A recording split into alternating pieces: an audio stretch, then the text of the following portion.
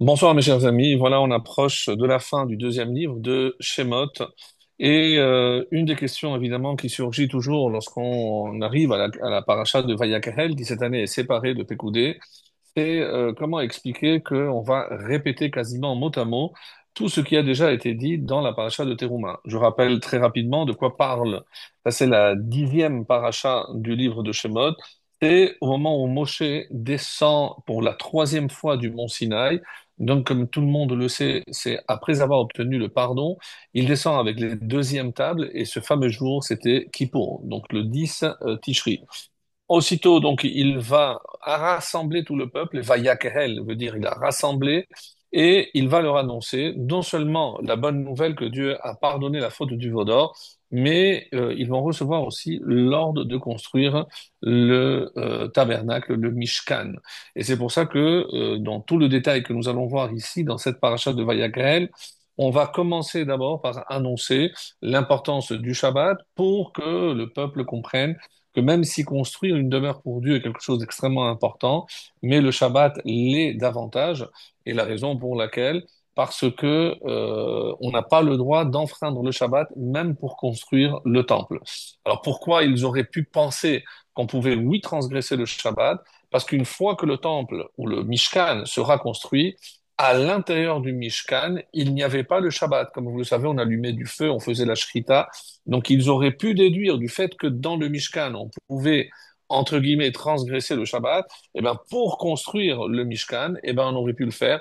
Non. Pourquoi? Parce que tant qu'il n'y a pas la Kedusha, je ne peux pas transgresser le Shabbat. Une fois qu'il y a cette Kedusha, donc le Shabbat, Kadosh et l'endroit Kadosh, là, donc les deux sont à égalité et je peux donc faire tout ce qui était nécessaire dans le Mishkan, dans le Beth Amikdash plus tard, même le Shabbat.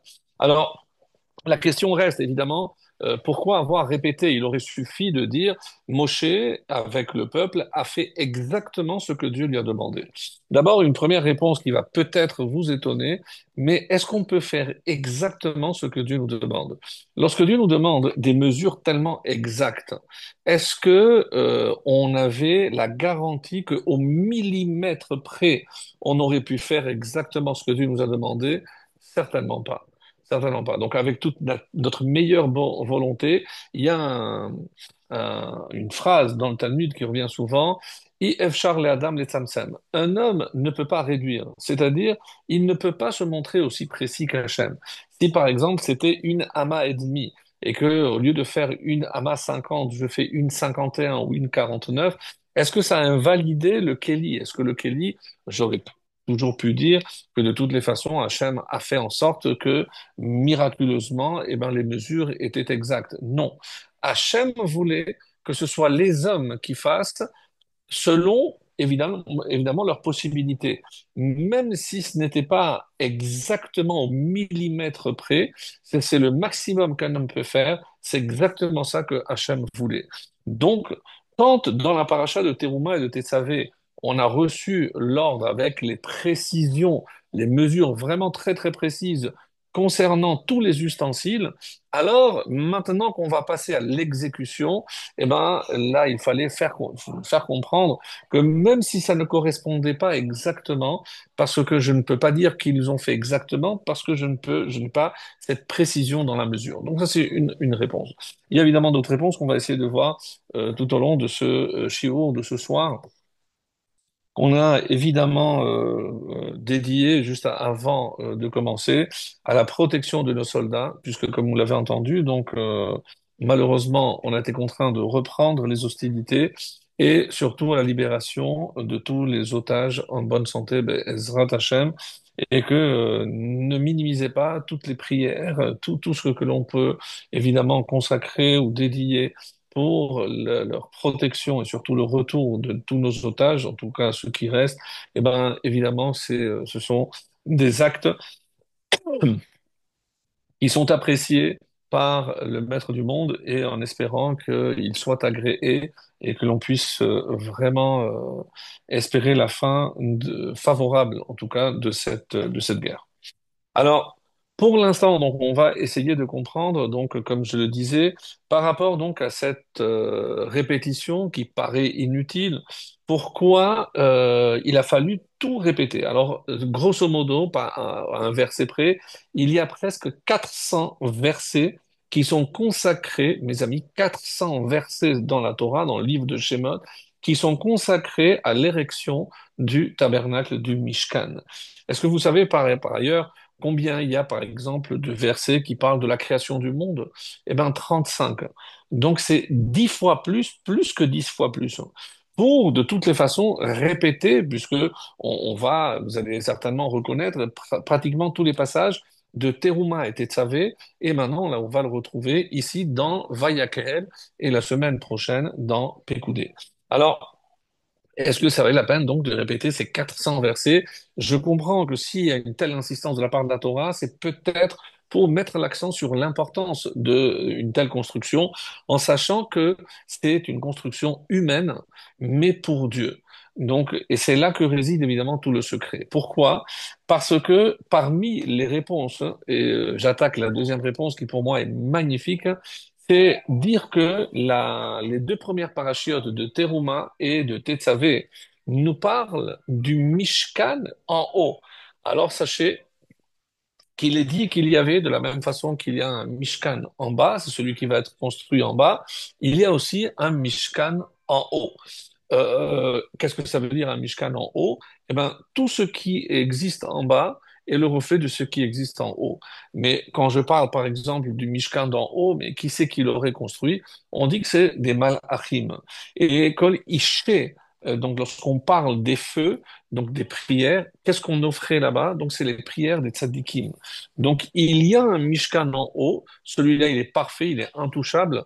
Ça, c'est la paracha de Teruma et de Tetzavé, qui nous décrit finalement, c'est pour ça que El Pekudei HaMishkan, Mishkan, comme on verra la semaine prochaine.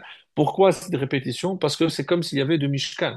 Je sais qu'une autre explication, c'est parce qu'il y a eu deux temples. Mais le mot est Mishkan. Mishkan, le tabernacle d'en haut et le tabernacle d'en bas. Alors, et c'est extrêmement intéressant donc de se dire que c'est après Vayakhel que l'on va assister à la construction du Mishkan d'en bas. Donc, de quoi parler les deux premières parachiotes? C'est du Mishkan d'en haut. Lui, il est parfait, les mesures sont parfaites, mais ça n'a pas suffi à Hachem. Hachem voulait celui d'en bas. Et donc, qui est construit par nous, par les hommes, par des hommes avec chacun ses faiblesses, évidemment, ses manquements et tous leurs défauts, ben, mais c'est ce temple-là que Hachem désirait. Alors maintenant, si on essaye de comprendre par rapport à cette même question, qu'est-ce qui s'est passé? Pourquoi on a attendu maintenant? C'est la troisième fois que Moshe Rabbeinu descend. Donc, comprenez, mes chers amis, que quand est-ce que Moshe a reçu l'ordre de construire le Mishkan? Alors évidemment, il y a une marloquette. Est-ce que le Mishkan, on va pas revenir sur cela quand on a parlé de la faute du Vaudor déjà, mais est-ce que le Mishkan est la conséquence du Vaudor, donc c'est une sorte de réparation, ou alors non, le Mishkan de toutes les façons était déjà prévu qu'il y ait ou pas faute du Vaudor. Donc si c'est le cas, quand Moshe, la première fois qu'il reçoit l'ordre de construire le Mishkan, c'est la première fois qu'il était au Sinaï, les 40 premiers jours, lorsque il est descendu. Et c'est pour cela qu'on comprend que la première injonction concerne le Haron. Qu'est-ce que c'est le Haron? Donc c'est l'arche où je devais mettre les pierres. Et pourquoi? Parce que maintenant que Moshe est monté pour chercher les pierres, il va descendre. Et qu'est-ce que je vais faire avec ces pierres? Eh bien justement, donc déjà Hachem avait prévu ce Haron, cette arche pour contenir les pierres. Qu'est-ce qui se passe ce fameux 17 Tammuz lorsque Moshe descend pour la première fois? Le veau d'or et il brise les tables. Donc, toutes ces lois qui concernaient la construction du Mishkan sont restées en suspens. À quoi ça sert maintenant que je leur demande de construire un Mishkan? De toutes les façons, il n'y a plus de table à ranger dedans. Donc, il n'y a pas besoin de Aaron. Quand le jour de Kippour, comme va le dire Rachid, les Machorat Yom Kippourim, lorsque Moshe descend pour la troisième fois avec les deuxièmes tables, donc une fois qu'il y a eu Pessol, Lecha, maintenant façonne-toi ces deuxièmes tables, maintenant il reprend, il réunit tout le monde Et il leur dit, maintenant, on va construire ce fameux Mishkan avec le Haron, etc., où on va mettre évidemment les tables. Et comme va le préciser aussi le Midrash, entre autres, c'est que non seulement il y avait les tables dans le Haron, mais il y avait aussi les restes, les résidus des premières tables qui avaient cette kedusha, donc cette sainteté, qui était aussi gardée à l'intérieur. Donc ça, c'est une façon de comprendre pourquoi il y a une répétition. Qu'est-ce qui s'est passé avant? Donc Teruma était savé, c'est avant la faute du Vaudor, et là maintenant, Vayakhel arrive après, et comme le Rashi le précise tellement bien, donc nous sommes le lendemain de la descente de Moshe, où il va rassembler ce jour, c'était Kippour. Alors pourquoi avoir attendu Kippour? Donc une très belle explication nous dit que Kippour, c'est le jour où il n'y a pas de Yetzer Hara. On sait très bien que lorsque on parle du Satan, on dit Ha-Satan, c'est 364. C'est-à-dire que lui, il travaille 364 jours par an. Un jour où le Satan ne travaille pas du tout, c'est le jour de Kippour. Et c'est pour ça qu'il faut en profiter au maximum, bien entendu. On dit que ce jour-là, il n'y a pas de compétition, il n'y a pas de jalousie, il n'y a pas de haine, il n'y a pas d'inimitié, il y a rien. Donc, c'est le jour par excellence où on peut atteindre une hardoute parfaite. Et c'est pour ça qu'il fallait profiter de cette hardoute, de cette unité du peuple, pour les rassembler encore, maintenir ce rassemblement, d'où l'importance de ce terme, Vayakhel Moshe. Moshe, déjà qu'ils étaient ensemble, eh ben, il les a rassemblés. Et il est rapporté dans Tana Debe Eliyahu, un ouvrage dont j'ai déjà souvent parlé et qui est attribué à Eliyahu Hanavi, un enseignement magnifique. On nous dit, qu'est-ce qui s'est passé cette dernière fois où Moshe est monté pendant 40 jours? On dit que pendant 40 jours, le peuple juif a jeûné. Parce qu'il savait que l'enjeu était de taille. Est-ce que Hachem allait enfin pardonner la faute du Vaudor ou pas? Donc on dit que un peu, est-ce que c'est inspiré pour le Ramadan? Je n'en sais rien. Mais en tout cas, donc il jeûnait pendant ces 40 jours. Et lorsque Hachem est descendu ce fameux 40e jour, le 40e jour, c'était Kippour, il a pardonné et il a dit au peuple juif, eh ben, de la même façon que je vous ai pardonné, sachez que ce jour-là sera pour vous donc un jour parfait de pardon pour toutes les générations à venir. Et c'est ce que Tana Debiaou va aussi rajouter quelque chose de très beau. Comment je sais qu'il n'y a pas cette haine au sein du peuple juif, qu'il n'y a pas de jalousie ou autre? Parce que le Tana Debiaou explique que les Aseret Yemei Teshuvah, les 10 jours de Teshuvah, correspondent aux 10 commandements. Donc, si je fais le parallèle, le premier et deuxième commandement, c'est évidemment Rosh Hashanah. Et c'est quoi le deuxième commandement? Ani Hashem Elokecha, je suis l'Éternel ton Dieu, et tu n'auras pas d'autre Dieu. Ça, c'est les 2 jours de Rosh Hashanah où je suis censé proclamer la royauté d'Hachem, et ça va très bien. Donc, je ne fais pas l'exercice avec tous les autres, mais on pourrait éventuellement le faire. Mais nous savons que le 10 Tishri, c'est le jour de Kippour. Et quel est le 10e commandement? L'Otachmod, tu ne convoiteras pas. C'est-à-dire, tu n'envieras pas les biens ou tout ce que l'autre possède. Et donc, c'est pour ça que l'Otachmot correspond à Kippour. Et comme je le dis, que comme on l'a précisé que le jour de Kippour, il n'y a pas de haine, de jalousie ou autre, donc c'est l'Otachmot par excellence. Et donc, ça va très très bien avec ce que Moshe cherchait à unir le peuple. Parce que, encore une fois, s'il n'y avait pas eu cette union, de la même façon on n'aurait pas pu recevoir la Torah, Keishechad Belev Echad, on n'aurait pas pu construire le tabernacle parce qu'il fallait la participation de tout le monde. Et je ne parle pas que d'une participation, je parle pécuniaire, donc c'est pas parce que chacun va essayer d'apporter en sachant pertinemment que tout ce que j'apportais en matériaux, que ce soit de l'or, de l'argent ou du cuivre, je ne savais pas où cet argent allait atterrir, hein. Je sais qu'il y avait des ustensiles en cuivre ou d'autres en argent, mais quand moi je faisais le don, personne ne pouvait savoir où allait atterrir donc le don que moi j'avais fait. La seule personne, c'était Betzalel ben Uri ben Hu, donc lui qui était à l'ombre de Dieu. Qu'est-ce que ça veut dire à l'ombre de Dieu? Donc il pouvait, en regardant le don, savoir la pureté du geste, et plus le geste était pur, plus évidemment c'est or. Si on parle d'or par exemple, eh ben aller aux parties les plus pures pour le Harod, sinon c'était la Ménorah, sinon c'était pour le Misbéach HaZahav. Donc il y avait évidemment une gradation pour savoir quel était l'objet le plus sacré. Et en fonction, c'était ça la sagesse de Bezalel, donc de pouvoir distribuer tous ces dons pour tel ou tel objet. Alors, là, il y a quand même évidemment une exception, c'est le kior, parce que pour le kior, comme vous le savez, on a donné du cuivre, mais c'était des miroirs, donc on en parlera dans la deuxième partie. Maintenant, je reviens au début de la paracha où il est question du Shabbat. On a dit, c'est curieux, pourquoi? Parce que dans la paracha du Kitissa, lorsqu'on a parlé du temple, d'abord on a parlé du tabernacle et ensuite on a terminé par le Shabbat. Et Moshe a retiré une leçon. Si Hachem fait en sorte qu'on parle du Shabbat en dernier, c'est parce qu'il faut se rappeler, il veut qu'on se rappelle essentiellement du Shabbat. Donc quand lui va rassembler le peuple et va s'adresser à lui, il a retenu la leçon et il va commencer à parler du Shabbat. Alors, qu'est-ce que le Shabbat vient faire? Surtout, comme vous le savez, que le Shabbat, on en a parlé déjà à plusieurs occasions et dans plusieurs endroits. Donc, c'est pas la première fois qu'on parle. On a parlé Vaishbot, Bayom HaShevi'i, dans Bereshit, dans Shemot, dans les Racet Adiberot, Vayanach, Bayom HaShevi'i, Hachem s'est reposé. Donc, dans la paracha du Kitissa, au Bayom HaShevi'i, Vaïnafash. Donc, on a parlé déjà à plusieurs reprises du Shabbat.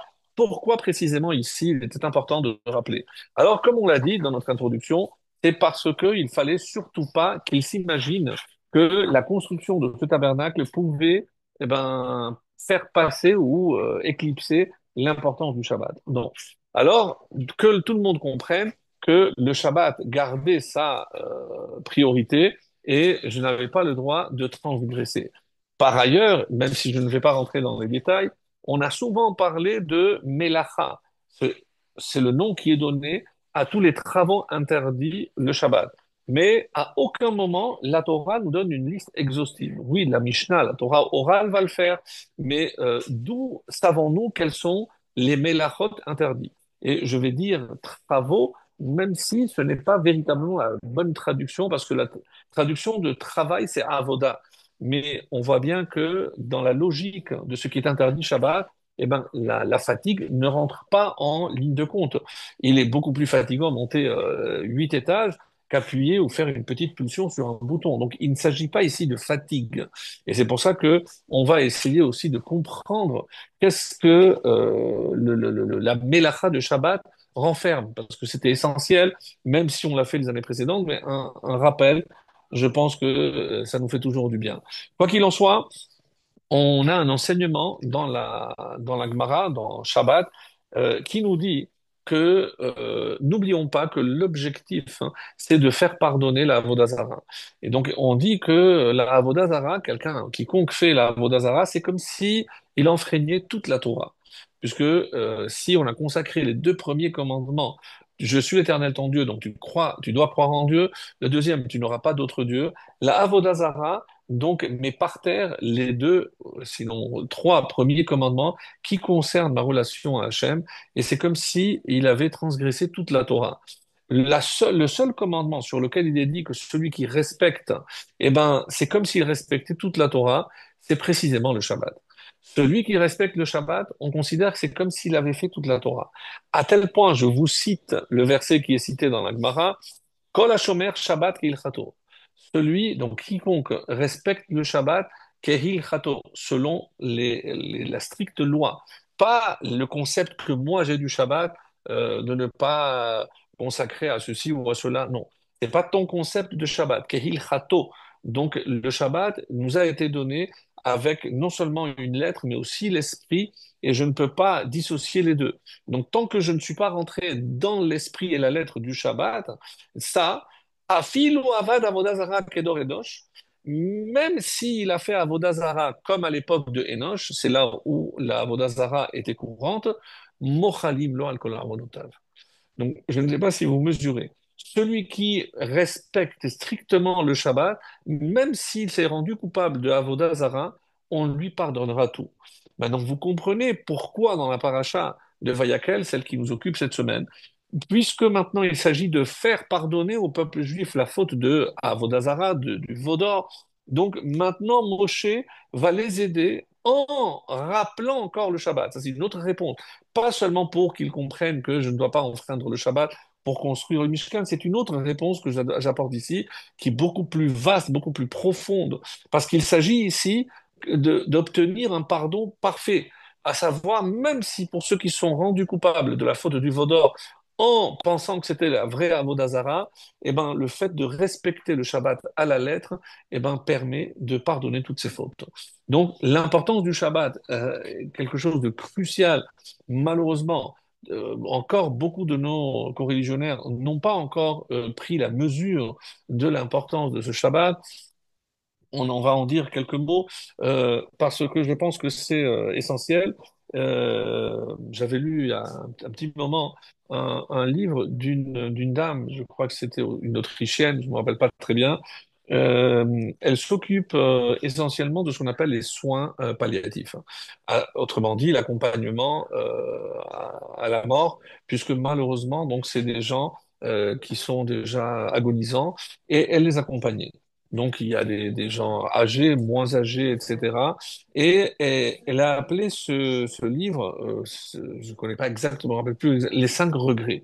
C'est-à-dire, elle a essayé de condenser, avec tous les témoignages, avec toutes les personnes avec qui elle avait pu échanger, qu'est-ce qu'elle regrettait le plus.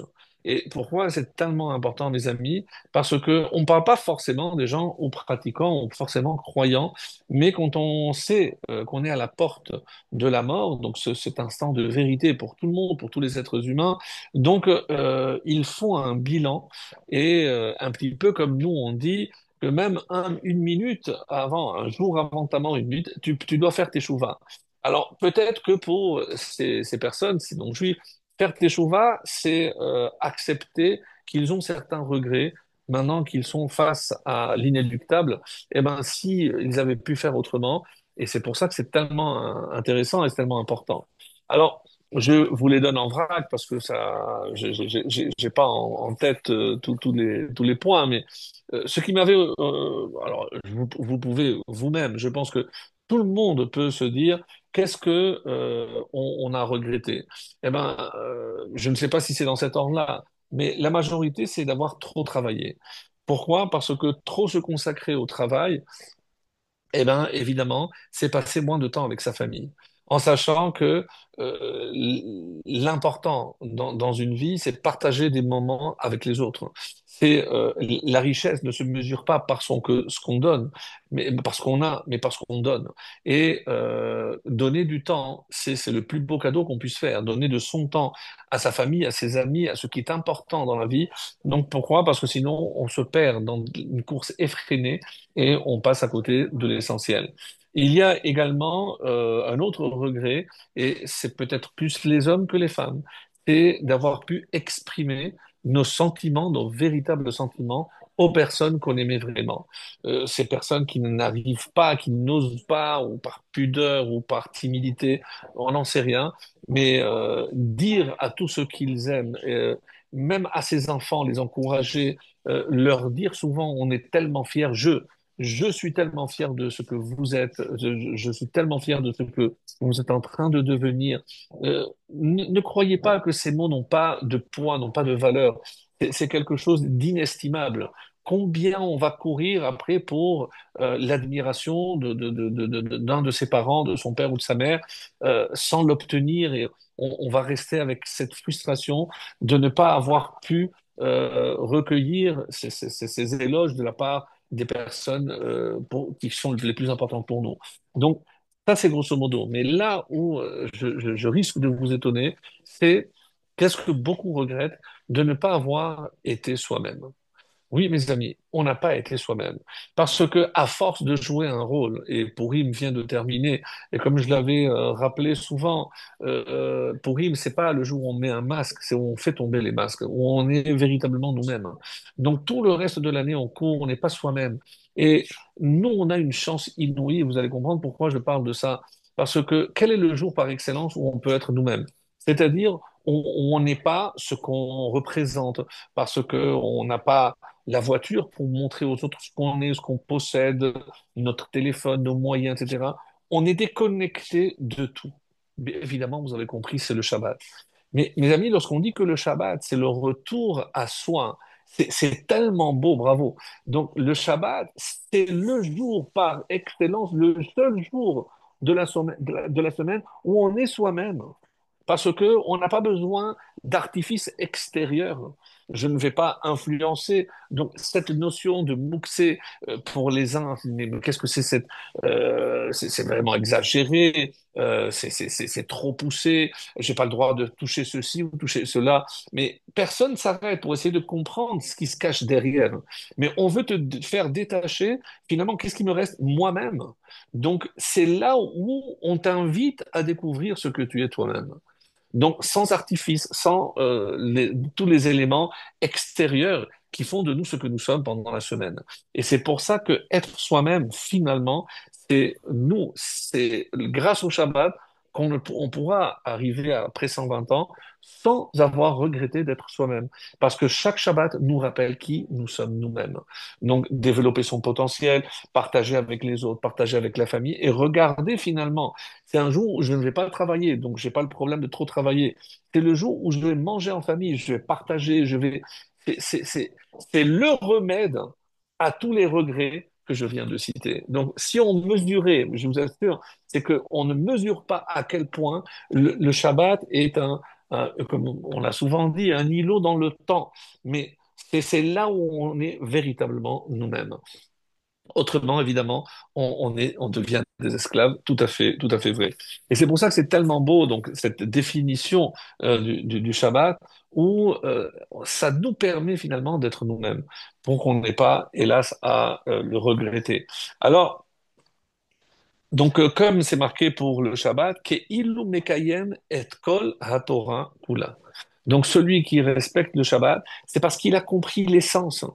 Parce qu'il est arrivé non seulement à l'essence de la Torah, mais à l'essence de soi-même. Donc, je me retourne vers moi-même et je me dis, mais qu'est-ce que je fais? Qu'est-ce que je suis? Sans tous les apparats qui m'accompagnent la semaine. Maintenant, je suis moi-même. Donc, c'est là, évidemment, où je peux découvrir ma véritable dimension, la dimension, en tout cas, divine qui est en moi. Alors, pour revenir un petit peu maintenant à l'étude, donc je voudrais, avant de passer à la suite, peut-être dire encore un petit mot sur le Shabbat. Et c'est ce Rashi que j'aimerais vous lire.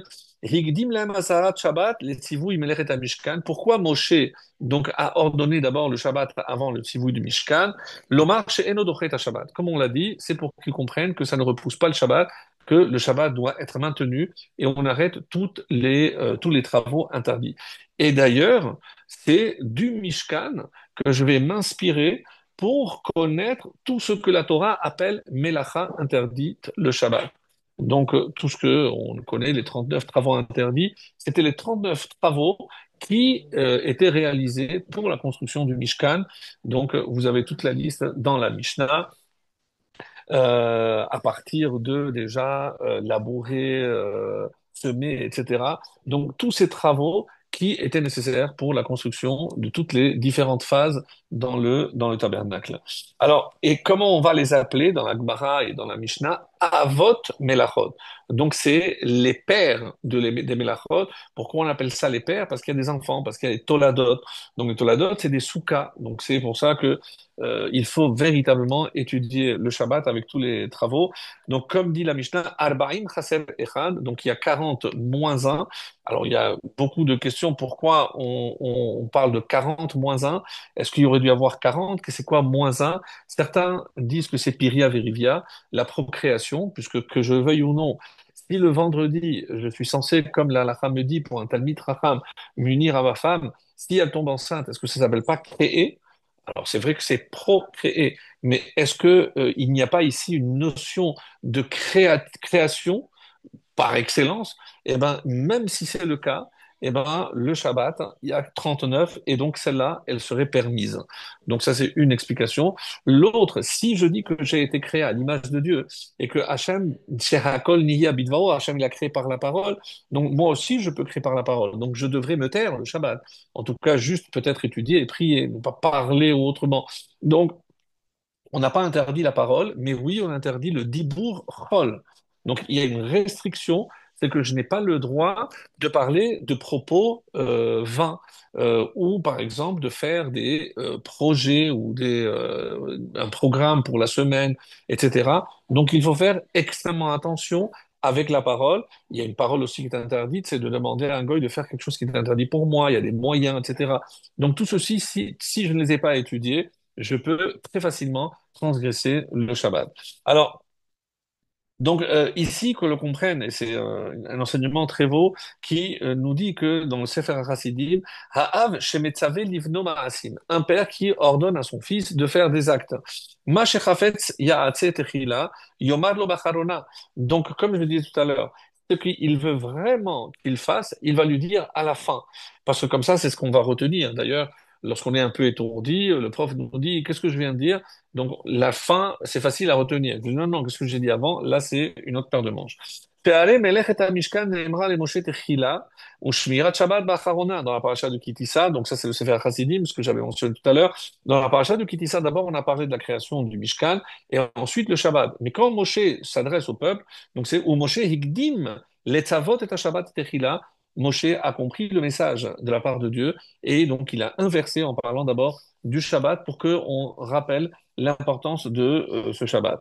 Le Kliyaka va donner aussi une autre explication très très jolie par rapport à cela. Alors il va dire, Ha-Shabbat en bo ki'im kevod Hashem yitbarach. Le Shabbat, tout le monde sait que ce que je fais, c'est pour respecter Hashem. Parce que la raison essentielle pour laquelle le vendredi soir, par exemple, on se met debout pour le kiddush et pas le midi, parce qu'on est en train de faire un témoignage. Qu'est-ce qu'on est en train de témoigner? C'est que Hashem a créé le monde. Celui qui ne respecte pas le Shabbat, c'est comme s'il niait que c'est Hashem qui a créé le monde. Donc c'est pour ça que c'est tellement grave que c'est celui qui transgresse le Shabbat, c'est comme transgresser toute la Torah, parce que il est en train de nier l'origine divine du monde, donc de l'homme et de tout ce que le monde contient. Donc c'est extrêmement grave. Alors il dit, Leorot Yehud Barach Chidesh Olamot. Parce que c'est comme ça que j'affirme et je témoigne que c'est Hachem qui renouvelle constamment le monde et qui le maintient en existence. Ve'ha Mishkan More Kulo al Kevod Israël. Par contre, le Mishkan, c'est le respect d'Israël, parce que on a un lieu donc où Hachem a voulu. Donc on vient de le dire tout à l'heure, qu'il y avait un Mishkan là-haut. Alors pourquoi créer le Mishkan en bas? Parce qu'Hachem, il veut partager avec l'homme en bas. Donc c'est pour le kavod d'Israël qu'Hachem va abandonner les hauteurs célestes pour venir être hébergé dans un lieu confiné, aussi beau soit-il, aussi majestueux soit-il, mais c'est un lieu confiné où la Shekhina réside pour être près de Béné Israël. Éviter l'aim akadosh baruch hu al avon ha'egel, d'abord parce qu'il a été prêt à pardonner la faute du vaudor, et vehishra shchinato betocham. Et la meilleure des preuves, c'est qu'il a dit, maintenant je suis prêt à habiter avec vous. C'est la Shekhina, comme dans le Sinaï, la Shekhina est descendue. Maintenant, on va garder un endroit où la Shekhina pourra être présente tout le temps.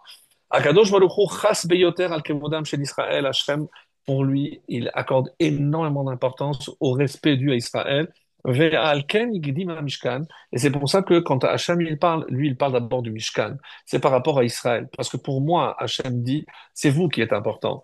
Alors, Moshe, quand il parle d'abord du respect de Hachem.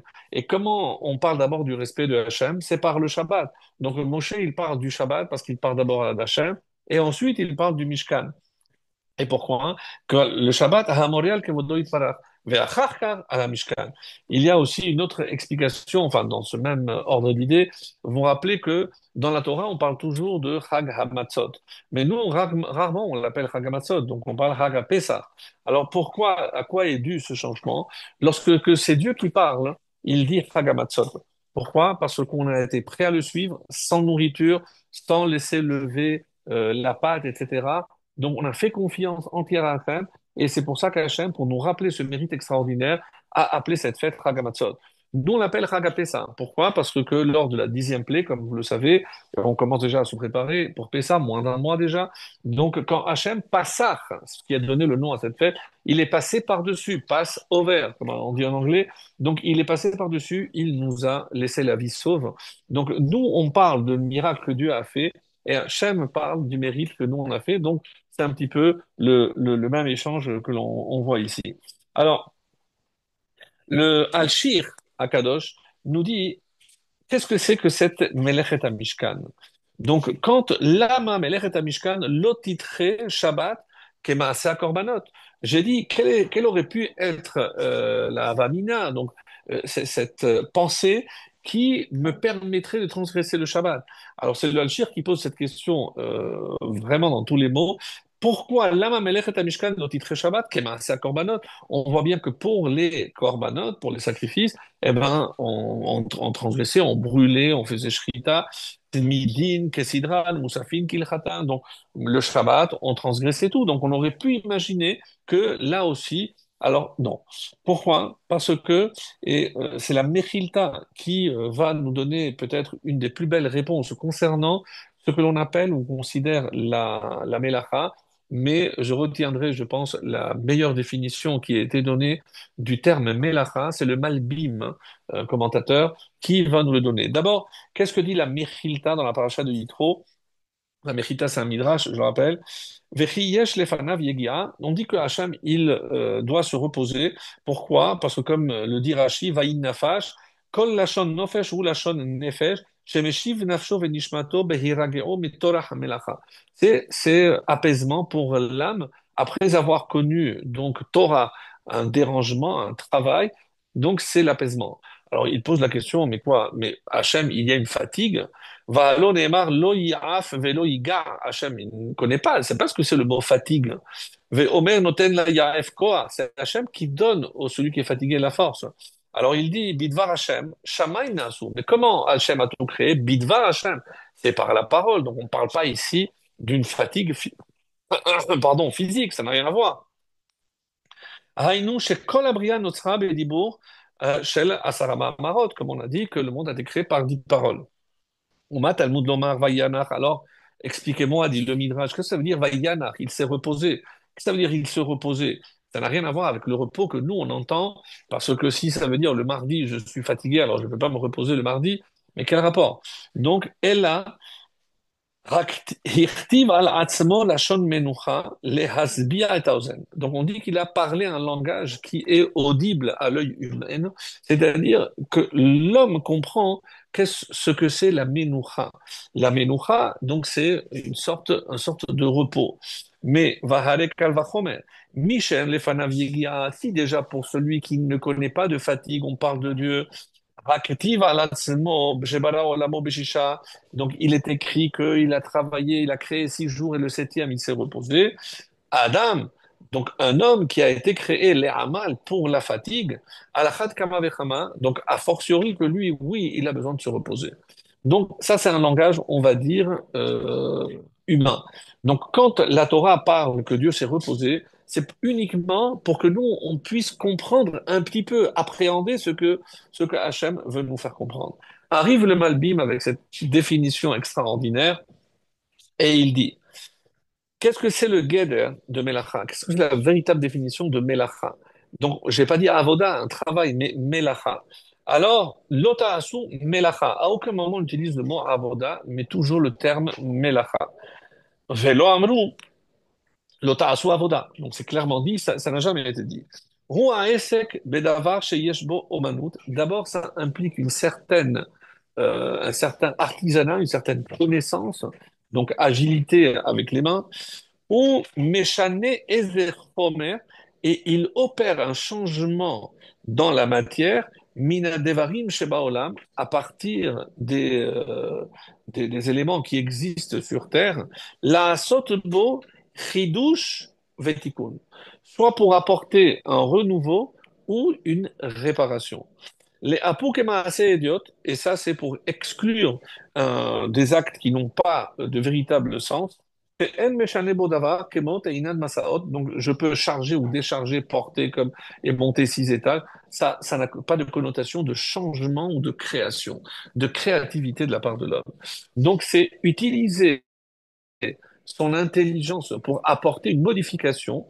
Alors vous allez me dire, oui, mais quand j'appuie l'interrupteur ou l'ascenseur, mais oui, je suis en train d'apporter quelque chose de renouveau. Donc je lance une machinerie, donc j'apporte quelque chose de nouveau pour mettre en branle un appareil qui me permettra d'atteindre le 15e étage ou autre. Je sais, vous êtes en train de me dire, oui, mais alors qu'est-ce que ça veut dire l'ascenseur de Shabbat? Je n'agis pas moi-même.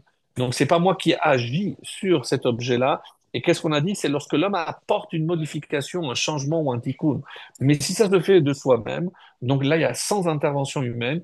Donc, c'est ça, évidemment, la parade pour les ascenseurs shabbatiques où il y a des certificats qui sont donnés par des instituts extrêmement sérieux pour également avoir la certitude que le poids ne va pas influencer sur l'énergie qui va être déployée dans l'appareil, alors que normalement ça reste toujours à un même niveau. Donc sans entrer dans tous les détails techniques, mais nous savons très bien qu'une fois que certifié, c'est que les choses sont bien faites et qu'il n'y a rien à craindre. Donc là, on comprend que toute cette notion de mélacha n'a strictement rien à voir avec fatigue ou effort physique. Jamais. Et c'est pour ça que les gens font l'amalgame lorsqu'ils disent oui, le Shabbat, c'est le repos. On ne parle pas de repos physique, puisque la preuve, marcher 1 kilomètre pour aller à une synagogue ou monter 10 étages, on ne parle pas de ça. Donc, tant qu'on n'a pas compris la définition, l'esprit du Shabbat, on ne peut pas, évidemment, respecter à 100% le Shabbat. Moi, j'avais l'habitude de donner un exemple qui parlait beaucoup aux jeunes. C'est que, il y a deux éléments dans la nature que je trouve en quantité énorme, c'est l'air, qui est gratuit, et l'eau.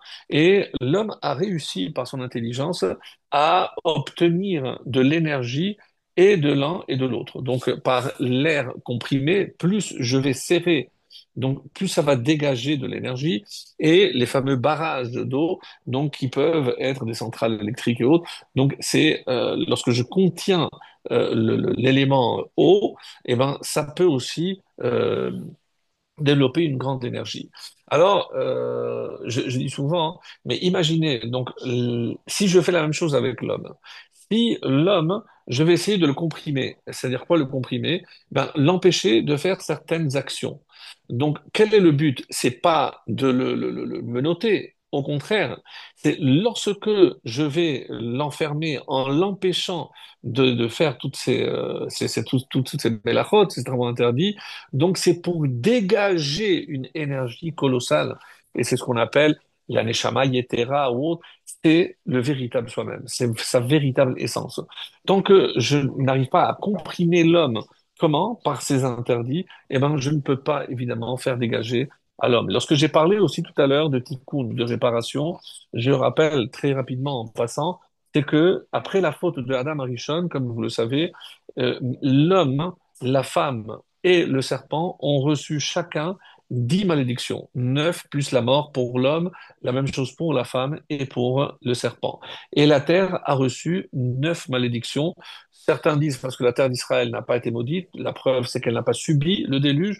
D'autres disent donc que Hacham ne peut pas tuer la terre définitivement, sinon elle ne donnerait pas et on ne pourrait pas se nourrir. Donc si je fais la somme des 10 malédictions de l'homme, la femme et le serpent, ça fait 30 plus les 9 de la terre, et 39 malédictions. Donc les 39 travaux interdits sont le tikkun, la réparation parfaite des conséquences de la désobéissance du premier homme lors de la création. Donc vous comprenez que lorsqu'on parle ici de tikkun, c'est je répare le monde, c'est le tikkun haolam. Et le respect du Shabbat et des 39 travaux interdits participe de ce projet colossal qui est la réparation parfaite et définitive de cette faute qui débouchera évidemment sur la venue du Mashiach, puisque ce sera le signe que cette faute a été définitivement pardonnée et surtout réparée par nous-mêmes. Alors, Par rapport, donc, ça c'était un petit peu, donc évidemment, on pourrait s'attarder, mais le temps va trop vite. Donc ça c'était essentiellement quelques points pour prendre la mesure du Shabbat, qui est un des points essentiels dans notre si belle paracha. Ensuite, euh, par rapport à tout à fait un autre aspect de cette paracha, c'est le fait que dans Vayakhel, hein, donc où on va parler de l'érection, donc on a un midrash qui dit que le Mishkan d'en haut et le Mishkan d'en bas, comment je sais que tout ce qui est en haut est en bas? J'avais posé la question. La réponse du midrash, Kichol bashamayim ou ba'aretz. Kichol bashamayim, parce que tout ce qui est dans le ciel Ubaretz est aussi dans la terre. Donc à partir de ce verset, les Rachamim déduisent que tout ce qui est en haut est en bas. Mais ce qui devrait évidemment nous interpeller, mes chers amis, c'est que Hachem est prêt à abandonner sa résidence céleste pour venir dans cette petite résidence terrestre qu'est l'œuvre de l'homme. L'homme avec ses bassesses, l'homme avec ses défauts, avec tout ce que vous voulez, avec ses pulsions. Et donc, véritablement, lorsque on prend conscience de ce que nous sommes avec nos faiblesses, et pour ce faire, il faut évidemment être assez honnête, faire une introspection et de se dire, ben, je sais qu'il y a certains domaines où je pourrais m'améliorer, mais est-ce que je le veux vraiment? Et donc, c'est pour ça que le Shabbat, cette réflexion est, je pense, un point cardinal, parce que se retrouver avec soi-même, c'est aussi se poser les bonnes questions. Où est-ce que je veux, où est-ce que je veux aller? Voilà, c'est vrai qu'il faut travailler, c'est certain. Mais quand je me repose, est-ce que ce travail a un but? Est-ce que je vais reprendre une semaine maintenant? Est-ce que je fais ce que j'ai envie de faire? Est-ce que ce que je fais a une véritable valeur? Est-ce que je pourrais faire autrement, autre chose? Donc, toutes ces questions, vous allez me dire, oui, mais est-ce que le Shabbat, j'ai le droit de me poser ces questions? J'ai dit, je vais pas faire des projets, certainement. Mais se poser les bonnes questions, ça, c'est toujours permis. Alors après, les réponses, bon, ben, elles mettront un petit peu de temps, et c'est pour ça qu'il est bon de prendre conseil toujours avec des rabbinim et autres, pour savoir si on est sur la bonne voie. Et en parlant de la bonne voie, j'ai trouvé ici une idée formidable par rapport aux dons que les femmes ont fait. Je parlais donc de tout ce que la Trouma, donc ce on a apporté, et dans le début de la paracha, va y avoir Hanashim al Hanashim, beaucoup d'explications. Qu'est-ce que ça veut dire? Les hommes sont venus littéralement sur les femmes. Rachi arrête tout de suite, non, Yaïn, avec les femmes. Usmuchim alehem, donc ils étaient collés. Alors, la réponse classique, c'est qu'une femme n'aurait pas pu apporter des dons. Alors, c'est vrai que ça peut paraître extrêmement choquant, mais pourquoi? Parce qu'une femme ne peut pas faire de dons appartenant à son foyer à l'insu de son mari. C'est pour ça que lorsque, par exemple, on demande de la tzedaka, c'est pas sûr qu'une femme puisse donner la tzedaka si son mari n'est pas d'accord. Alors, parce que quand on considère que tous les biens matériels appartiennent au mari, même si c'est la femme qui travaille, mais ces biens sont assujettis au mari et il ne faut pas le faire à son insu s'il y a l'accord, évidemment. Donc ici, à l'anachim, sans consentement. Donc c'est pour ça qu'on dit les hommes accompagnèrent les femmes lorsqu'elles sont venues verser donc leurs dons. Et qu'est-ce qu'elles ont apporté? Kol Nediv Lev, donc tous ceux qui possédaient un cœur généreux, qu'est-ce qu'ils ont apporté? Écoutez bien. Par Vanezem, Vetabaat, Vechumaz, Uchprizad. Ils apportaient des bracelets, des anneaux de nez, des bagues et des ornements. Alors, dans un sens allégorique, on nous dit, ça concerne le rôle de la femme par rapport à l'éducation. Mais quel rapport, vous allez me dire? Écoutez comme c'est beau. Parce que, évidemment, c'est dans un midrash, un sens allégorique. Quand on parle de boucle d'oreille, c'est l'oreille, donc c'est l'écoute. Et écouter les leçons de Torah qui concernent évidemment tous les aspects, puisque l'éducation n'est pas innée. C'est pas parce que je suis parent que je deviens automatiquement éducateur. Donc il faut que je m'inspire de toutes les sources valables, donc essentiellement la Torah, pour savoir comment éduquer mes enfants. Et on dit aussi, un parent doit écouter les conversations des enfants avec les amis pour savoir s'ils ne risquent pas d'être mal influencés ou on sait très bien les dégâts que ça peut faire malheureusement. Après, on parle des anneaux du nez. Alors le nez, c'est l'odorat. Pourquoi? parce que il faut développer en quelque sorte le sens de l'odorat afin de pouvoir déterminer si les amis de mes enfants sont des amis qui correspondent à l'éducation que nous on est en train de leur donner et que si ces amitiés peuvent être bénéfiques ou pas. Donc ça c'est extrêmement important et ce sens-là, c'est la femme qui essentiellement le développe. Ensuite, on a parlé des anneaux de doigt. Le doigt, c'est d'abord des remontrances, mais c'est aussi orienter, va là et ne va pas là. Donc, orienter nos enfants de manière à ce qu'on essaye de les guider comme seule une maman peut le faire, d'une manière très douce, pas par la sévérité ou par la rigueur comme le père a tendance à faire. Et c'est comme ça que on pourra éviter des voies dangereuses et qu'il ait envie d'adhérer aux enseignements de Torah. Et enfin, les bracelets. Les bracelets, donc je rappelle, c'était avant aussi, c'est une forme d'arme. Donc être armé, parce que on sait très bien que même s'il s'agit, pardon, d'enfants sages, eh ben, il faut toujours développer leur enthousiasme pour l'étude. L'étude de la Torah en priorité, et ça ne veut pas dire qu'ils ne doivent pas faire carrière ou faire étudier autre chose, non. Mais savoir où sont les priorités, ça, c'est la meilleure arme qu'on puisse donner à nos enfants. C'est précisément quelles sont les priorités dans la vie. Parce que si pour eux, ces priorités sont claires, peu importe s'ils réussissent très bien, s'ils sont riches, etc., ils sauront aussi comment orienter cet argent pour des bonnes causes et autres, pas pour le dépenser sans compter et autres. Donc ça, c'est l'éducation qui va nous garantir justement ceci. Donc, par rapport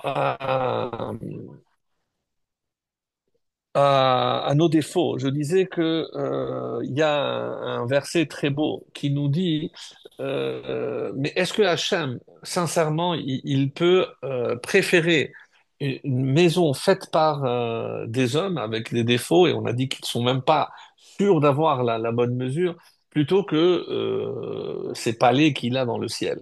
Alors, il y a un verset dans Tehillim qui est cité aussi dans le Hallel. On dit Even Ma'asu Habonim. Il y a une pierre que les constructeurs ont repoussée. Et Vehaïta les Roshpina. Mais c'est elle qui est devenue la pierre angulaire. Alors, il y a une explication très belle. On dit qu'il s'agit, les Bonim, c'est les frères de David Ameller. Ils ont rejeté, après ils se sont rendus compte qu'en fait, c'était lui la pierre angulaire de la royauté d'Israël. Mais il y a une autre explication, c'est que avant, comment on choisissait les pierres, puisqu'on ne pouvait pas les casser, donc on choisissait les pierres les plus droites. Et c'est comme ça qu'on construisait le Beth Amikdash pour construire le temple. Donc, on les emboîtait de manière à ce que ça soit très beau.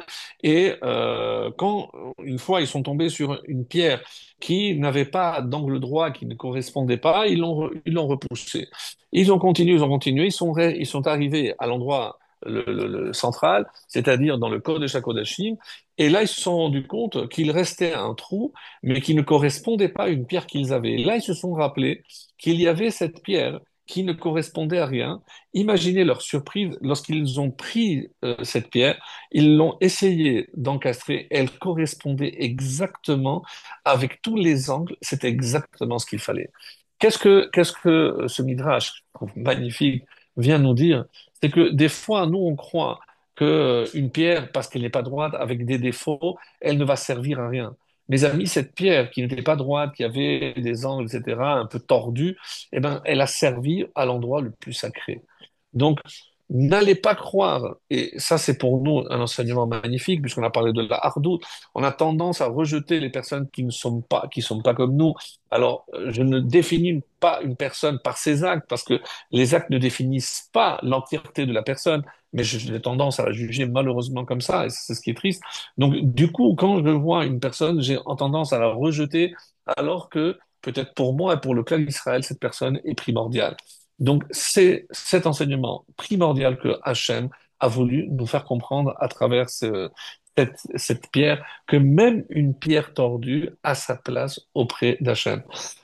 En parlant de défauts, c'est une histoire que j'avais déjà racontée dans la Gemara par rapport au fils de Rabbi Shimon Bar Yochai, Rabbi El-Hazar.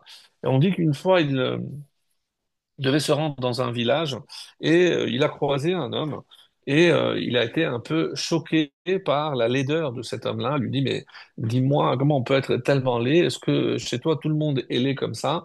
Il lui a dit, mais je te conseille d'aller parler à mon oman, à mon artisan.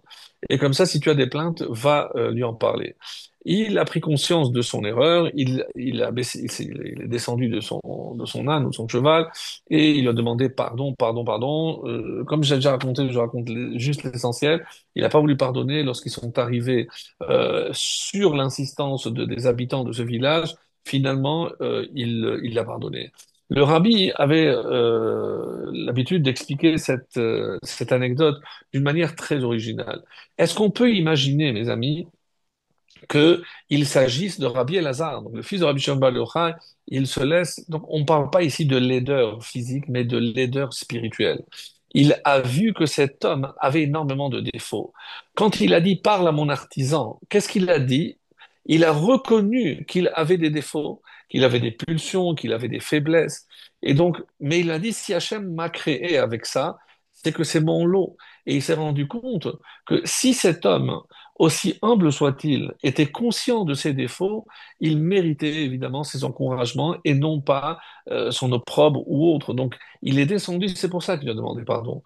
Donc, ça c'est une leçon importante à retenir. Et dans dans la même veine, une fois, on dit qu'il y avait chez les Chinois, je ne sais pas si cet art existe toujours, mais c'est comme ça que dit la légende. Une fois, on devait présenter une tasse très très précieuse à un empereur et elle s'est cassée. Donc, ils ont voulu racoler les morceaux, mais évidemment, c'était trop visible, donc c'était très moche. Quelqu'un donc a eu une idée, c'est qu'on allait mélanger la colle avec de l'or. Et donc, du coup, là où il y avait la colle, donc il y avait un filament d'or qui rendait la table encore plus belle que ce qu'elle n'était. Donc, et c'est comme ça que depuis, apparemment, aujourd'hui, c'est un art connu où on casse pour recoller et pour qu'il y ait ces parties dorées. En tout cas, nous, on essaye d'apprendre de tout ça. Et quelqu'un qui a fait des fautes, c'est quelqu'un qui a cassé quelque chose. Oui, donc, mais la colle seule ne suffit pas parce que c'est toujours. Mais quand et il y a une teshuva sincère, hein, la teshuva sincère, c'est cet or-là. C'est l'or, on sait que c'est le sentiment le plus pur, comme on a dit que l'or est le matériau le plus pur. Et donc, quand j'introduis ce sentiment dans ma teshuva, alors l'objet que je vais réparer est le plus beau possible. Donc ça, on arrive à la troisième et dernière partie de notre exposé de ce soir. Alors, donc on va comprendre que dans la répartition par rapport au kelim, c'est pour ça que je vais en arriver à un keli en particulier, et dans la paracha de Teruma, on nous a donné la description de tous les ustensiles. Ensuite, dans la paracha de Tetzavé, on a mis à part le misbeach hazahav, c'est la kétoret. C'est là où on faisait l'encens. Et enfin, dans la paracha de Kitissa, on a mis à part complètement le kiyor, le bassin, donc cette vasque donc, qui contenait de l'eau. Alors, quand on sait que la partie essentielle, quand un homme faute, il faute essentiellement avec sa partie animale, ce qu'on appelle nefesh bahamid. Et comment on va expier cette faute? On va apporter un animal, cet animal qui est un petit peu euh, l'égal de ma partie animale que je suis en train d'offrir à Hachem. Et c'est pour ça que tout ceci se passe dans le misbéach Hanechoshet. Il est en cuivre. Donc c'était en cuivre. Donc, et que nous dit le cuivre? Il brille. Et le cuivre est assimilé essentiellement à l'effronterie. Pourquoi la chutzpah? Pourquoi l'effronterie? Parce que comment, avec tout ce que Dieu m'a octroyé, l'intelligence, mes mains, mes pieds, tous mes sentiments, comment je peux utiliser tout ce que Hachem m'a donné contre lui? Ça, c'est l'effronterie. Et c'est pour ça que pour, on va dire, faire écho à cette effronterie de l'homme, on parlera de Nechoshet. Nechoshet et Nechusha aussi, on parle aussi d'effronterie. Donc, comment donc on fait? On apporte cet animal et c'est comme ça donc que je répare en quelque sorte la faute que j'ai commise. Et pourquoi on parle pas de fer, on parle essentiellement de cuivre ici? Parce que le cuivre brille. Et c'est quoi l'effronterie du cuivre? C'est qu'il veut paraître de l'or. Donc, il dit, regardez, je brille. Je dis, oui, tu brilles, mais t'es pas de l'or. Donc, quelque part, même de ce matériau, on retient cette leçon qu'il est effronté parce qu'il se prend pour de l'or, alors que nous savons qu'il est évidemment très loin d'être de l'or. Alors maintenant, si je considère que ça, c'est la partie pour expier la faute par rapport à l'âme animale, qu'en est-il de la trace qui va rester dans la neshama? Parce que Elokai, Neshama Shenatatabi, Tehorahi. Oui, c'est vrai qu'elle est Tehora, mais chaque fois que je fais une faute, je vais tâcher mon âme. Donc, comment je peux purifier la Neshama? Donc, on dit que la Neshama, elle est rentrée par le nez, donc c'est l'odorat. Et donc, Misbeach, c'est pour ça qu'il est à part. Misbeach Hazahav, l'autel en or, c'est pour effacer la trace laissée par la faute au niveau de la Neshama. Et donc là, j'ai compris pourquoi c'était séparé. Et c'est la Kétoret qui dit Kol neshama tekalelia. Donc toute la neshama peut faire la louange, mais comment l'âme peut faire la louange? On dit de là, j'apprends que même pour une bonne odeur, je dois faire aussi une bracha. Et une anecdote très intéressante en essayant on va dire, actualiser en fonction de ce que pourrait être un cas de nos jours. On dit comme ça c'est le Balatania. Balatania qui donne cet exemple sur un enseignement de Rambam dans Moré Nevuchim, le guide traduit par égaré, mais que je préfère moi les perplexes. Donc, dans troisième partie, le paragraphe 45. Alors là-bas, donne une réponse. Pourquoi la kétorette? Qu'est-ce que la kétorette? Quelle est la fonction de cet encens? Alors évidemment, ça a attiré beaucoup de critiques sur la réponse du Rambam, mais vous allez voir à la lueur du Balatania, en tout cas c'est le Tzemar Tzedek qui apparemment a fait cette remarque, cette étude magnifique.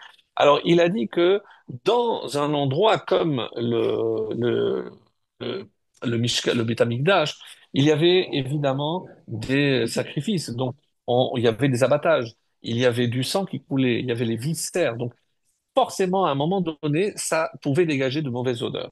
Donc, donc pour combler, pour couvrir ces mauvaises odeurs, donc Hachem a envoyé la kétorée avec une odeur tellement forte qui pouvait éclipser la mauvaise odeur. C'est comme ça, la maquettorette. Donc la matara, c'était justement pour les chassot, pour couvrir la mauvaise odeur. Donc c'est la réponse qui est donnée par le Rambam. Alors, le machal du Tzemar Tzedek est le suivant. Donc imaginons un problème de voisinage. Donc on est déjà à Hanouka et il y a en plein entrée de l'immeuble, il y a encore les planches de la souka. Alors, il y a un voisin qui arrête l'autre, lui dit, écoute, tu exagères, regarde, ça fait 3 mois, regarde comment elles sont ces planches, chaque fois que quelqu'un passe, ça peut être dangereux, ça peut tomber, il le laisse parler, je lui dis, oui, écoute, tu as raison, mais sache que ces planches ne sont pas les miennes. Moi, les miennes sont sur ma terrasse. Ah bon? Je dis oui. C'est lorsque on a vidé le Miklat, le refuge. Donc, apparemment, ces planches appartenaient à d'anciens locataires. Elles ont été vidées, donc tout a été sorti, c'est resté là, personne ne les a réclamées, mais elles ne sont pas moi. Ah, pardon, pardon, excuse-moi. Quelques mois plus tard, il lui dit, écoute, il faudrait que tu éduques tes enfants. Je dis, pardon. Je dis, oui, parce que comme ils sont petits, apparemment, ils n'arrivent pas à mettre les poubelles dans la grande poubelle. Ils laissent les sacs à côté, après il y a des chats, etc. C'est dégueulasse, c'est des tout. Je dis, écoute, je vais te dire quelque chose. Nous, on n'utilise pas de sachets en plastique pour les poubelles, que des sachets en carton. Donc, s'il y a des sachets, sache que c'est pas les miens. Ah, excuse-moi, pardon, je te pardonne. Troisième remarque, je lui dis, écoute, toi tu es quelqu'un de religieux, j'ai vu que ton fils, il a pris un caddie du truc, il l'a ramené et il a rempli après pour faire l'Akba Omer, pour aller prendre, ramasser du bois, etc. Je lui dis, écoute-moi bien. D'abord, j'ai vu qui a pris ce caddie, il se trouve que c'est ton fils. Nous, mon fils, il a tout ce qu'il faut, donc on n'a pas pris ce caddie. Donc c'est ah pardon, je dis non, je te pardonne pas. Alors Le Tzemar Tzedek demande, mais qu'est-ce qui s'est passé? Pourquoi cette troisième fois, il ne pardonne pas? Alors, ça prouve que les deux premières fois, il n'a pas pardonné entièrement. C'est-à-dire, ça a laissé une trace. Et c'est ça, cette trace-là, que le Baal Tanya ici essaie d'expliquer par rapport à la trace dans la Neshama. Donc, j'ai pardonné, mais ce comportement donc qui récidiviste à trois fois, ah, il n'a pas pris la leçon, il dit excuse-moi. Après s'être trompé deux fois, on serait attendu, excuse-moi, mais le caddie que j'ai vu, est-ce que c'est toi qui l'as apporté? Est-ce que c'est ton fils? Non, non, c'est... Ah, pardon. C'est tout. Mais tu n'accuses pas avant, et c'est pour ça qu'il n'a pas pardonné. Il n'a pas pardonné parce que il s'est très mal comporté. Donc, il a gardé un ressentiment. Alors, est-ce que c'est bien ou pas, je ne juge pas de ça. Mais on comprend maintenant pourquoi, cette troisième fois, on dit ça, c'est lorsqu'il y a l'odeur. Donc, même si l'acte est effacé, mais il reste toujours l'odeur. Et c'est ce que le Rambam va expliquer, c'est que quand Hachem cherche une bonne odeur, qu'est-ce que ça veut dire une bonne odeur? C'est lorsque au niveau de la neshama, la personne a réussi à enlever toutes les traces de cette faute. Donc ça ne suffit pas déjà le korban, le animal, ça c'est très bien pour expier la faute, mais pour effacer cette trace, il faut le korban. Et c'est ça que Hachem attend une bonne odeur. Que ça veut dire couvrir. Donc est-ce que c'est au sens propre, comme veut dire le Rambam, ou comme le Tzemar Tzedek l'explique? Non, c'est évidemment au niveau de la neshama. Donc la kétoret va agir entièrement, et c'est ce que Hachem suggère, qu'on soit capable d'effacer toute trace de faute en nous. Donc c'est ce qu'il est dit. Et pour conclure notre étude de ce soir, j'arrive au Kiyor. Le Kiyor, qu'est-ce que c'est le Kiyor? Le Kiyor, on avait dit que c'est le bassin. Alors, si c'est vrai qu'on ne savait pas quelle était l'attribution de différents dons dans le Mishkan, dans le tabernacle, et pour le Kiyor, oui, parce que ce sont les fameux miroirs des femmes, comme c'est rapporté dans le verset 8 du 38e chapitre, que je vous lis directement. Il fit le bassin et sa base de cuivre avec les miroirs des légions de femmes, comme c'est marqué en hébreu. Vayas Lakior, Bemarot Hatzovot. Qu'est-ce que c'est les Tzovot? Des légions de femmes. Et qui se rassemblèrent à l'entrée de la tente de la rencontre pour faire don de leurs miroirs. Et d'après ce que Rachid dit ici, je vous fais un résumé. Au début, Moshe n'a pas voulu accepter. Moshe n'a pas voulu accepter parce que il ne comprenait pas quelque chose. Donc, on va essayer de définir qu'est-ce qu'il n'a pas compris. Alors, vous dites, d'après l'explication que Rachid va donner ici, que je lis rapidement, puisque les femmes avaient utilisé ces miroirs pour raviver l'harmonie conjugale, il convenait de les utiliser pour fabriquer le bassin, car la femme soupçonnée d'adultère, Rachid, boit de l'eau puisée dans le bassin comme partie du rite destiné à prouver son innocence et rétablir ainsi l'harmonie entre elle et son mari. Donc Moshe, dans un premier temps, a voulu refuser et c'est Hachem qui intervient pour lui dire non, tu vas les utiliser. Alors, on dit ici que Ayu al-Chot ou Molichot, donc quand elle venait, elle prenait le miroir et Ro'a Atzma Imbala. Donc, pas pour se voir elle, pour montrer à son mari, dans l'image de ce miroir, l'image du couple. C'est-à-dire, on parle ici du rôle de la femme, pas en tant que génitrice ou celle qui va féconder, non. On parle ici de l'épouse. Donc, c'est pour rétablir, comment on va parler ici, clairement, quand on dit, regarde comme je suis attirante. Donc, on est dans la séduction. Ce que Moshe n'avait pas compris, mes amis, c'est pas qu'est-ce que les miroirs ont à faire là-dedans. Non, mais comment il peut y avoir une place de séduction dans un endroit de Kedusha? Pour lui, la séduction était complètement exclue.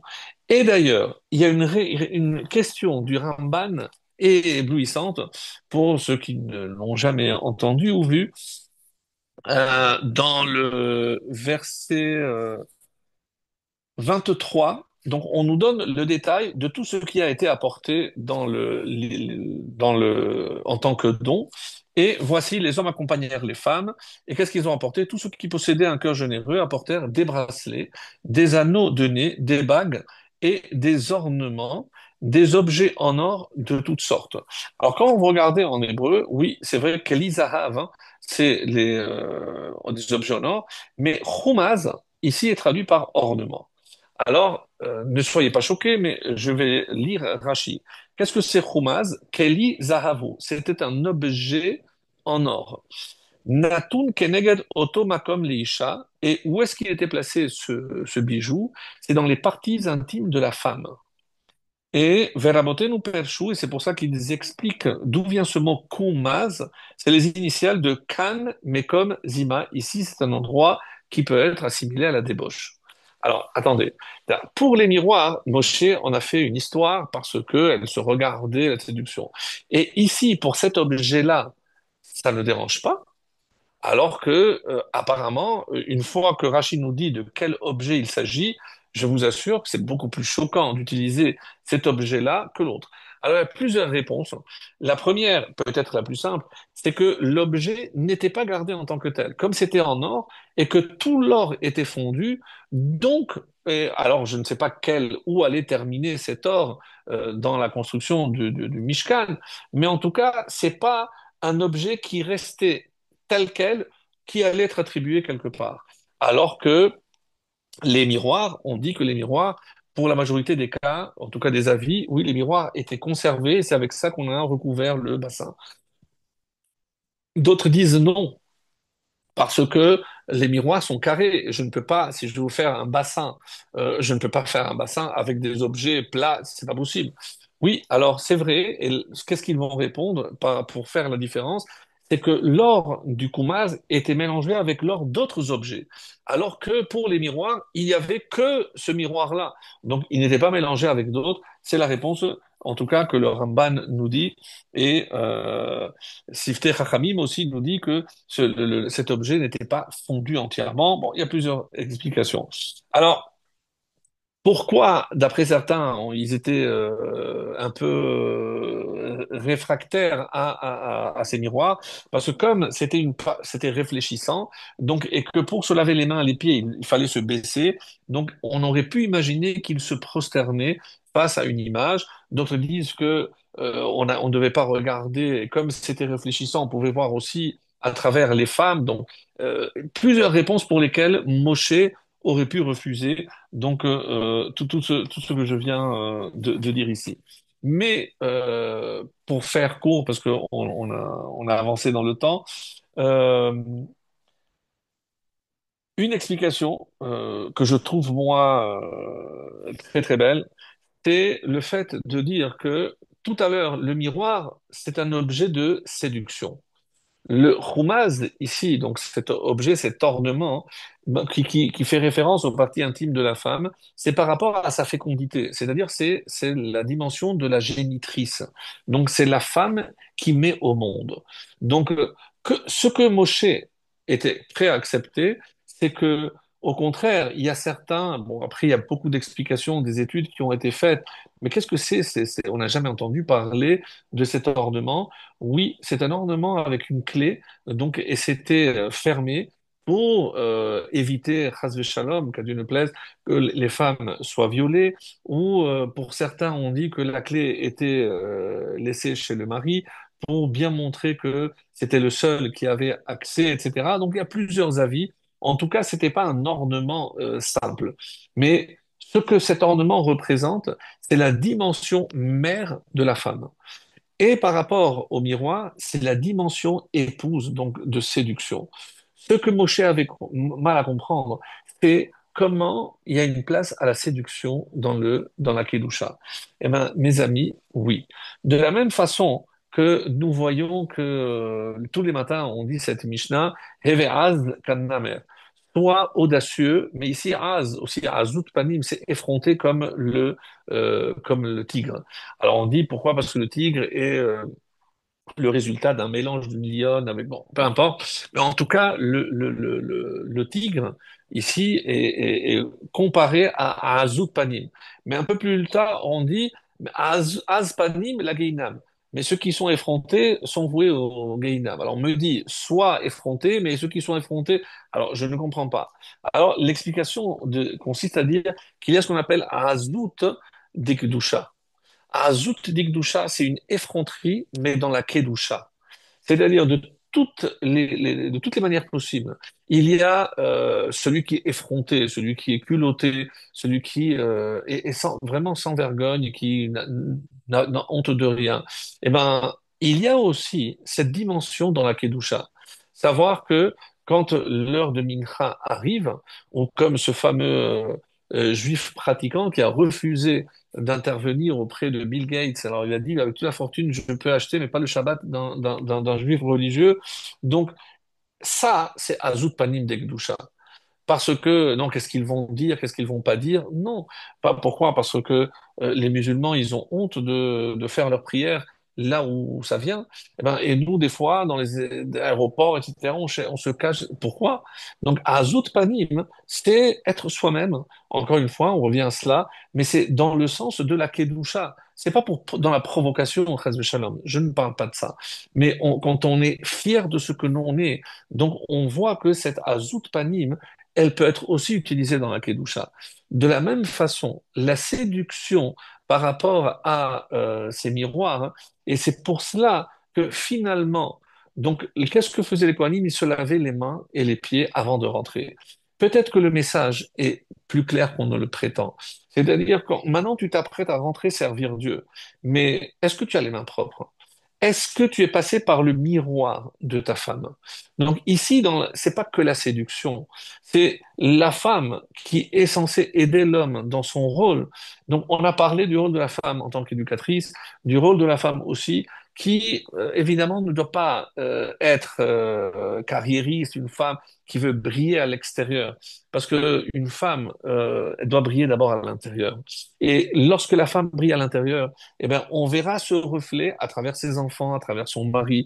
C'est ça la véritable. Donc quand on parle ici de cette séduction, c'est évidemment de Kedusha. Et c'est ce que la réponse qu'Hachem va dire. Comment Hachem va lui répondre, et c'est extraordinaire la réponse que Hachem lui donne. Euh, Ve'afotan lo ikevu, parce que Moshe Moès, il voulait les rejeter. Qu'est-ce qu'il répond à Hachem? Kabel, prends les, reçois. Qui elu chavivin alay min hakol. Parce que ces miroirs me sont chers plus que tout, plus que tout. שעל ידיהם העמידו אנשים צבאות רבות מצרים, parce que c'est grâce à cela, c'est pour ça que Tsovot, c'est des légions, c'est grâce à ça qu'elles ont continué, donc cette séduction de Kedusha, mais dans un but de procréer, de créer des légions, des soldats d'Hachem. Et ça, mes amis, c'est le message du Kior. Qu'on soit tous véritablement méritants d'avoir des femmes méritantes pour que l'on puisse justement élever Ezrat Hashem de vrais soldats d'Hachem.